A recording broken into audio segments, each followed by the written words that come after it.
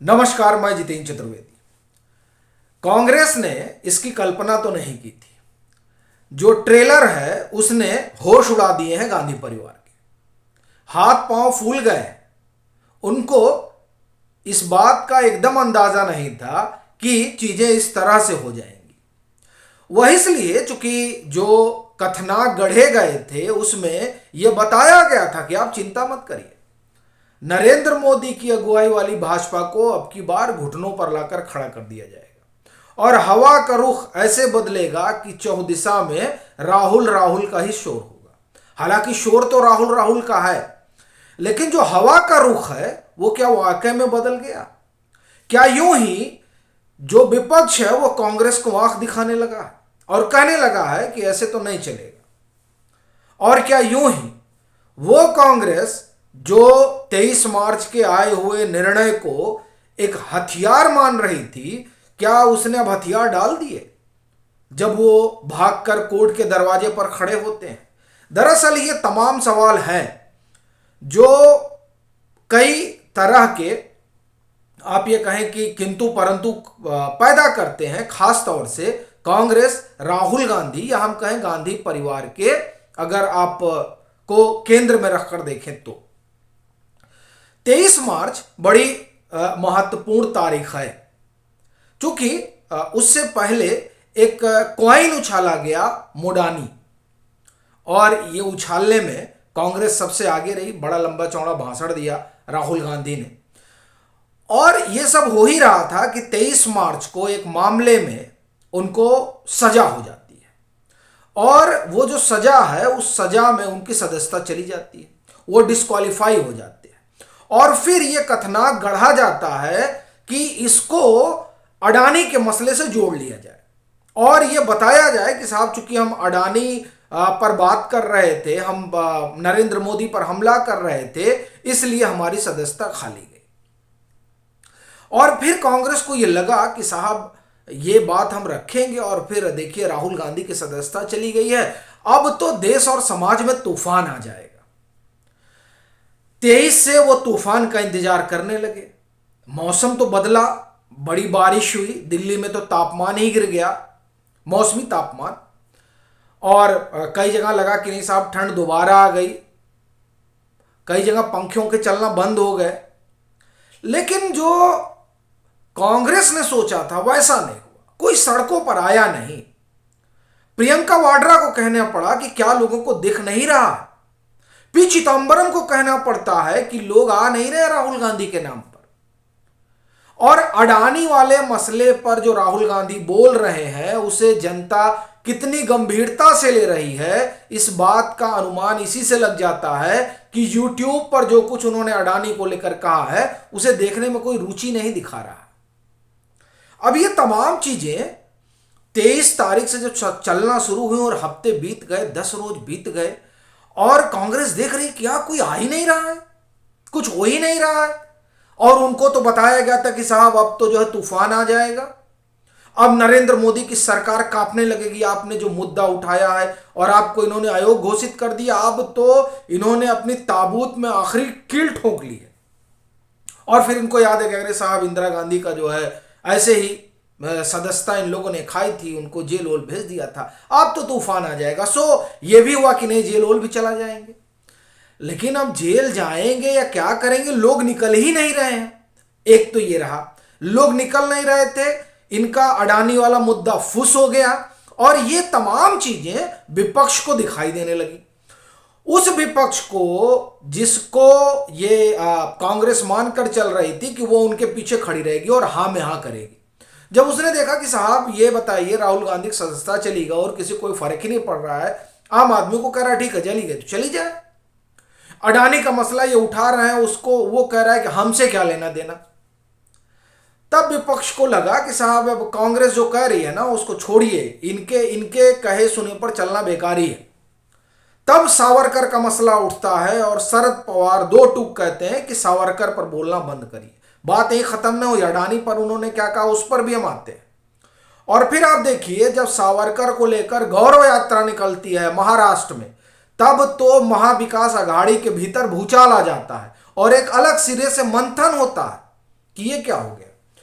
तब press conference में शरद पवार कहते हैं, पहले तो ये कि सावरकर पर आपको नहीं बोलना चाहिए और सावरकर कभी आरएसएस से नहीं जुड़े रहे, ये तमाम बातें तो उस डिनर पार्टी में हुई 27 मार्च को, जो मल्लिकार्जुन खड़गे के यहां बुलाई गई थी। और फिर उसके दूसरे रोज राहुल गांधी ने संजय राउत से कहा कि नहीं, अब आगे हम इस पर नहीं बोलेंगे। तो इस तरह से आप ये भी कह सकते हैं कि जिस बात को लेकर राहुल गांधी अड़े रहे, उस पर उनको ये कहना पड़ा कि अब हम नहीं कहेंगे। मतलब वो अपने स्टैंड से पीछे हटे, क्योंकि उन्हें भी समझ में आ गया कि वो जो सोचे थे कि भारत जोड़ो यात्रा के बाद वो तूफान ले आएंगे, तो वो तूफान आता तो दिख नहीं रहा। एक और दूसरा, नरेंद्र मोदी बहुत बड़े कम्युनिकेटर हैं और ये कहा जाता है अब कि गांधी के बाद नरेंद्र मोदी ऐसे दूसरे शख्स हैं जो इस तरह से संवाद स्थापित कर रहे हैं जनता के साथ। यही वजह है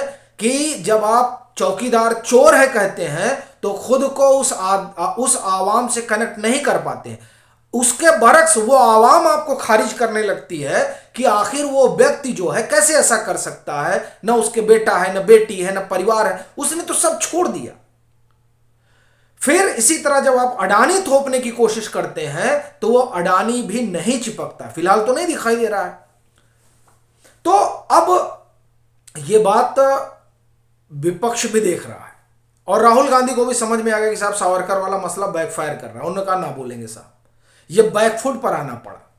और फिर उस मीटिंग के बाद यह मुझे लग रहा है कि इतवार को गौरव यात्रा वहां निकली वीर सावरकर को लेकर।